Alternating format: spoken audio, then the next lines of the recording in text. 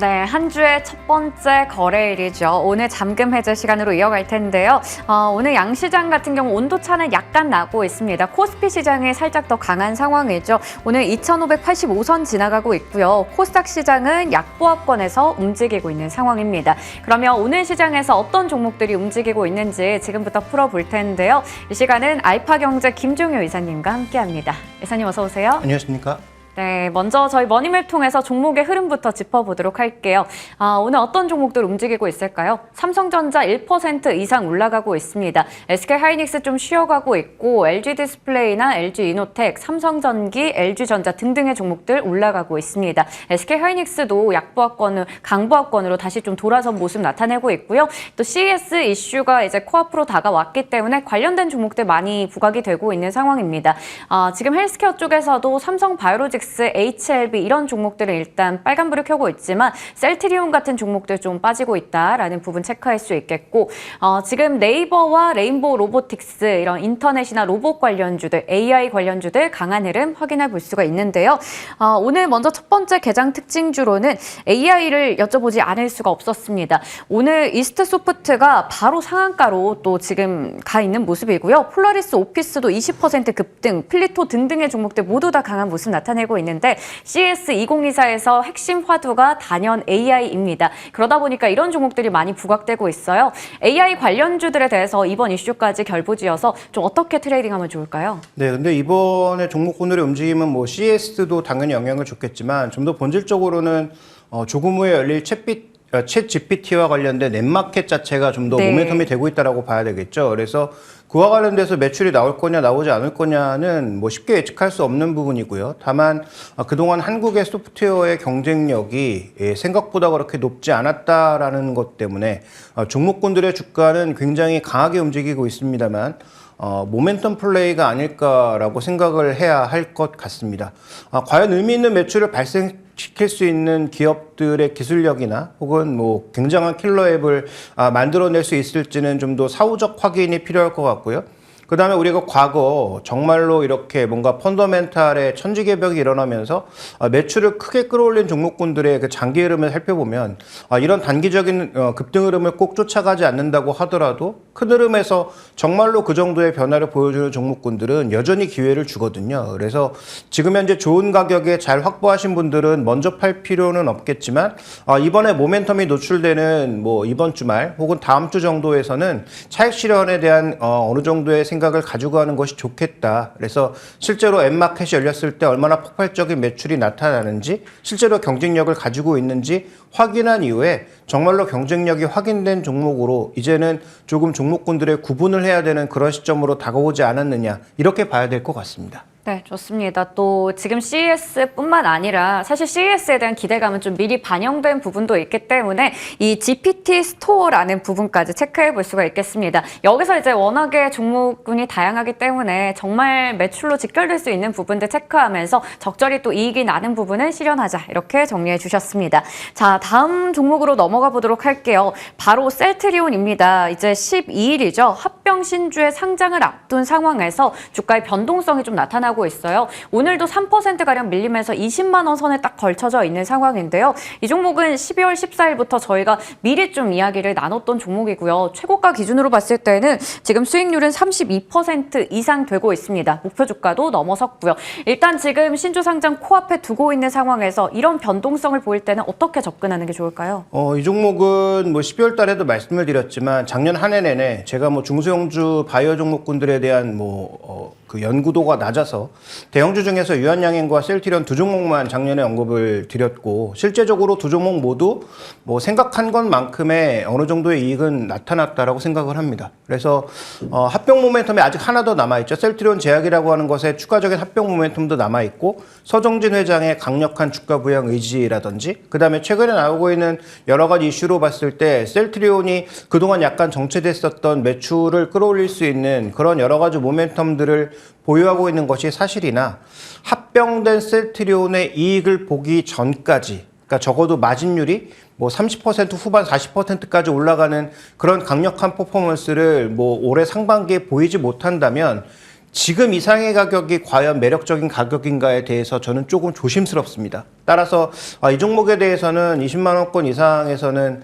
저는 뭐 보유하기보다는 차익 실현을 조금 하시고 상태를 살펴보는 것, 실적을 살펴보는 것이 좋지 않겠는가라고 판단하고 있기 때문에 지금부터는 신규 매수는 뭐 하지 않는 것이 좋을 것 같고, 기존에 보유하신 분들도 비중을 더 실으시는 것이 아니라 일정 부분 비중을 좀 정리하면서 차익 실현, 그러니까 이익을 고정시키는 것이 지금 구간에서는 좀 유리하지 않느냐, 이렇게 보고 있고요.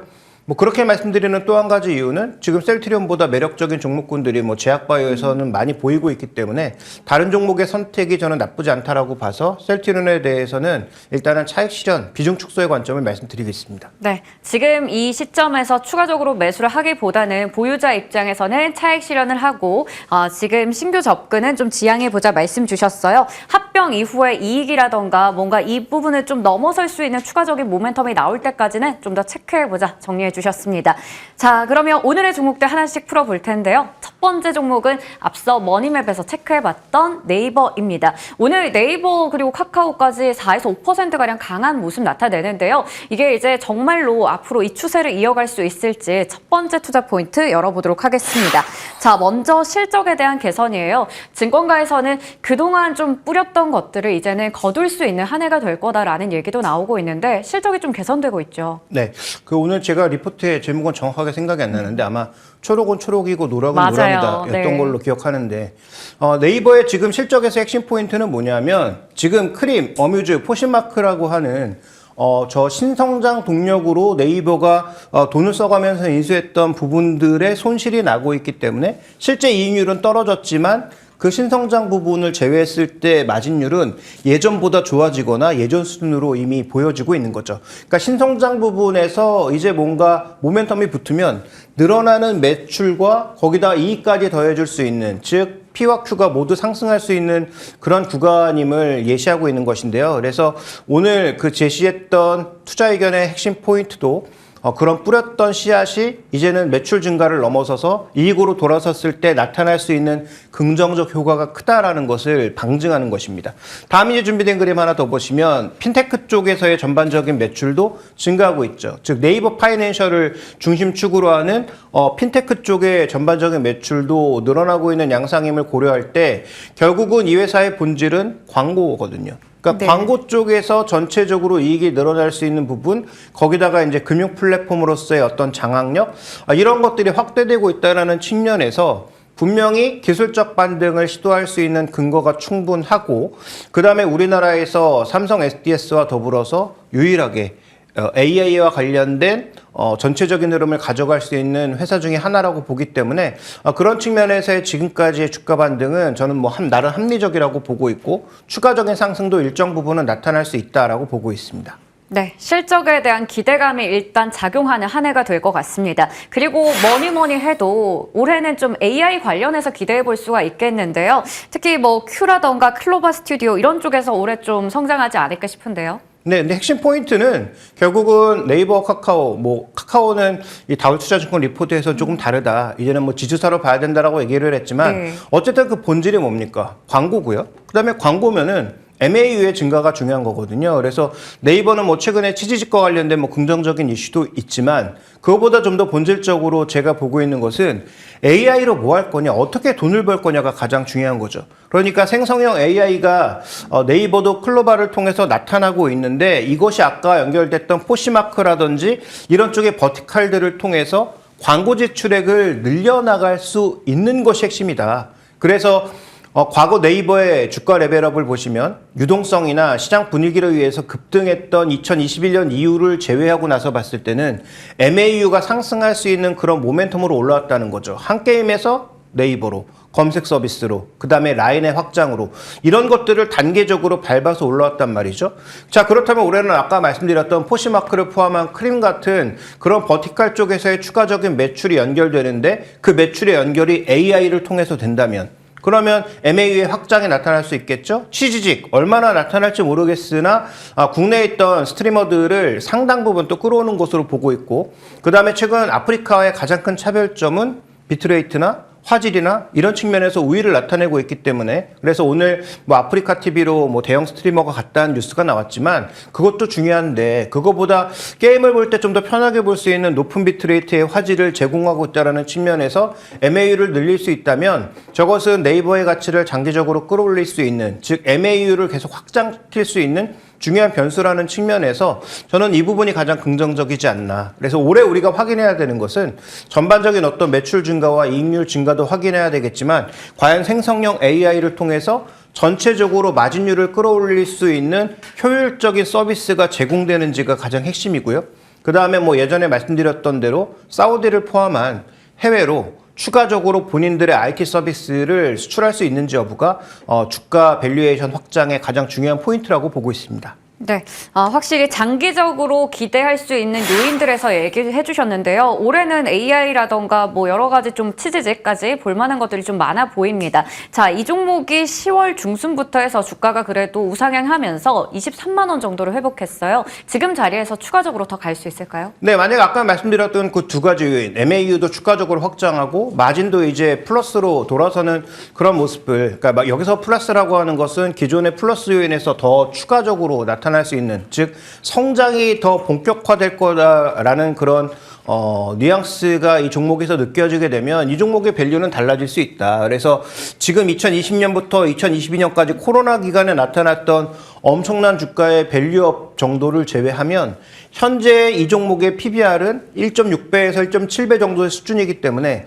그렇게 주가 반등에도 불구하고 부담스러운 수준은 아니다라고 봐야 될 것 같습니다. 그래서 생성형 AI를 통한 MAU의 확장, IT 서비스의 해외 수출 이 두 가지가 이루어지면서 매출의 상승이 만약에 나타난다면 그러면 성장주로 봐야 되겠죠? 성장주의 평균 PBR을 아무리 낮게 봐도 2배 정도이기 때문에 현재 이 종목의 PBR 2배는 30만 원 정도입니다. 그래서 그 정도의 가격이 뭐 물론 단숨에 가기는 어렵겠지만 저는 그 두 가지의 과제를 올해 네이버가 성공시킬 수 있다면 적어도 30만 원까지의 목표 주가는 충분히 합리적이라고 생각합니다. 네, 지금 가지고 있는 과제들을 잘 처리를 한다면 30만 원까지의 목표 주가 볼 수 있다 말씀해 주셨습니다. 그리고 앞서 그 리포트 내용이 노랑은 노랑, 초록은 초록이라고 해서 궁금해서 여쭤보는데요. 그러면 카카오와 네이버는 좀 따로 떼고 봐야 될까요? 카카오는 뭐 한 달 전인가요? 그때도 말씀드렸던 것처럼 카카오에서 확인된 건 딱 한 가지다. 저점 찍었다 말고는 아직 확인된 게 아무것도 없다는 거죠. 그래서 자회사의 실적이 좋아지던지 아니면 카카오 자체 뭔가 AI 쪽에서 능력을 보여주는 그런 흐름이 아니라면 카카오는 뭐 박스권이라고 판단하고 있기 때문에 네이버와는 전 다르다라고 보고 있습니다. 네, 오늘 4% 넘게 오르고 있긴 하지만 확실히 이제는 좀 따로 떼놓고 봐야 될 것 같습니다. 카카오까지 추가적인 질문 드려봤고요. 다음 종목으로 넘어가 보겠습니다. 바로 포스코홀딩스인데 가까이서 보면 비극이다. 원래 좀 반대로 돼야 될 것 같은데 비극이다라고 합니다. 첫 번째 투자 포인트 보도록 하겠습니다. 주가의 부진.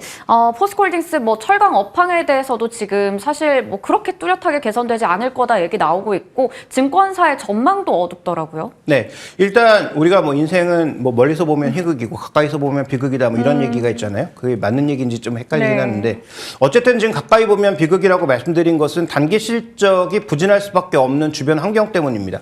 준비대금에서 보시는 것처럼 뭐 2차 전지와 관련된 자회사들의 실적도 다 나쁠 것으로 현재 예상하고 있고 그다음에 준비대금에서 보시는 것처럼 지금 원재료 가격 쪽에 있어서는 모두 고개를 하반기부터 들기 시작하면서 환율은 오히려 원화 강세 쪽으로 가고 있는데 원재료 가격이 모두 고개를 드니까 이런 부분들의 효과까지 고려해 봤을 때 환율 레벨은 최근 들어서 올라가긴 했지만 과거 대비해서 원화가 약세로 간 시점에서 원재료 가격이 올라가고 있기 때문에 그 다음에 철강 제품 가격은 여전히 오르지 않고 있기 때문에 그래서 마진이 떨어질 수밖에 없는 그런 구간이라는 거죠. 그래서 포스코의 미래 성장성을 아무리 우리가 긍정적으로 평가한다고 하더라도 단기 실적 부진에 대한 주가의 정체 현상은 뭐 단기적으로는 피해갈 수 없는 상황이다 이렇게 봐야 될 것 같습니다. 그래서 지금 뭐 자회사들 중에서 뭐 포스코 DX 정도도 최근 들어서는 실적에 뭐 큰 약진은 없을 것으로 보이고요. 포스코 인터는 실적이 대거 떨어졌을 것으로 예상되고 있고 포스코 퓨처엠도 마찬가지거든요. 그러니까 자회사들의 전반적인 실적 부진에 본업이라고 할 수 있는 포스코의 철강 쪽에서도 일단 실적이 부진하니까 단기적으로는 이 주가 정치 양상을 벗어나기가 쉽지 않다. 이렇게 볼 수가 있습니다. 네, 그렇다면 이게 좀 기다림의 시간이 필요할 것이다라고 볼 수가 있겠는데 그럼에도 불구하고 우리가 기대할 수 있는 요인이라고 하면 아무래도 2차 전지 쪽인가요? 그렇죠. 2차 전지 쪽에서의 매출 증가가 가속화될 수 있는 시점이 바로 올해부터이기 때문입니다. 준비된 그림에서 나타나는 것처럼 2025년 전에, 그러니까 올해를 중심으로 해서 대부분의 리튬과 니켈 같은 원물의 확보와 생산이 네. 거의 표면화되기 때문이죠. 그래서 2030년까지의 목표 매출과 목표 이익을 포스코가 대거 끌어올렸지 않습니까? 물론 포스코의 CEO 교체라고 하는 그 거버넌스의 변경도 앞으로 좀 지켜봐야 될 이슈이기는 하지만 지금의 방향성을 어떤 새로운 CEO가 언더가 하더라도 돌릴 수가 없는 상황이거든요. 그래서 지금 현재 구간을 살펴보면 미국이 앞으로 IRA와 관련된 보조금을 대통령이 누가 되든지 상관없이 줄여나갈 수밖에 없기 때문에 그런 관점에서 봤을 때 우리도 결국은 원물 확보가 중요하고 그 원물 확보를 통해서 중국의 어떤 공급망을 밀어내면 밀어낼수록 유리한 부분이 있는 거죠. 그러니까 지금 만약에 주가 조정이 단기적으로 더 온다고 하더라도 장기적으로 보면 그동안 조금 사기가 불편했던 단기 급등이 나타났던 포스코 홀딩스를 오히려 살 수 있는 기회를 제공하고 있는 것이다. 그래서 지금의 주가 조정은 우리가 부정적으로 볼 게 아니라 싸게 살 수 있는 기회를 준다라는 측면에서 오히려 긍정적으로 바라볼 필요가 있겠다. 물론 포스코가 제시하고 있는 2030년에 그 매출과 이익이 동일하게 나오지 않는다고 하더라도 저는 가장 중요한 것은 지금 2차 전지에서 원물 확보를 하고 있는 기업들을 가장 주목해 볼 필요가 있다고 판단하고 있고 포스코 그룹은 거기서 끝나는 게 아니라 포스코 퓨처엠을 통한 양극재, 음극재, 그다음에 지금 또 자회사의 추가 확보를 통한 모터 생산이라든지 그러니까 자동차를 만들기 전 단계에 거의 모든 것을 지금 하고 있다라는 측면에서 저는 뭐 긍정적으로 보고 있습니다. 네. 그러면 최근에 주가 부진은 좀 싸게 살 수 있는 기회가 될 수 있다 말씀 주셨는데요. 어느 정도까지 보세요? 네, 일단 1차적으로 우리가 바라볼 수 있는 것은 뭐 예전에도 한번 언급드렸지만 이 종목의 그 최종 목표는 아니고 중간 단계 정도의 목표는 일단 PBR 1배라는 거죠. 지금 그 철강 쪽의 여러 가지 저평가 요인을 고려한다고 하더라도 다른 종목들 비교해서 이렇게 낮은 주가에서 거래되고 있는 것 그것은 할인요소를 고려해도 좀 싼 편이다라고 판단하고 있기 때문에 이 종목의 PBR 1배는 뭐 러프하게 보면 60만 원권으로 보여지고 있어서 저는 뭐 조정 시에 매수를 해서 적어도 한 60만 원까지 가져가는 전략적 접근이 필요하다고 판단하고 있고요. 다른 소재주들보다는 가장 우리가 중요하게 봐야 될 대표 종목이라고 판단하고 있어서 주가 조정을 매수의 기회로 이용하시길 권고드리겠습니다. 네. 조정을 매수의 기회로 삼아보자 얘기 주셨고요. 중간 목표로 PBR 1배 정도인 60만 원 제시해 주셨습니다. 오늘 이렇게 해서 알파경제 김종일 이사님과 자세하게 이야기 나눠봤습니다. 고맙습니다.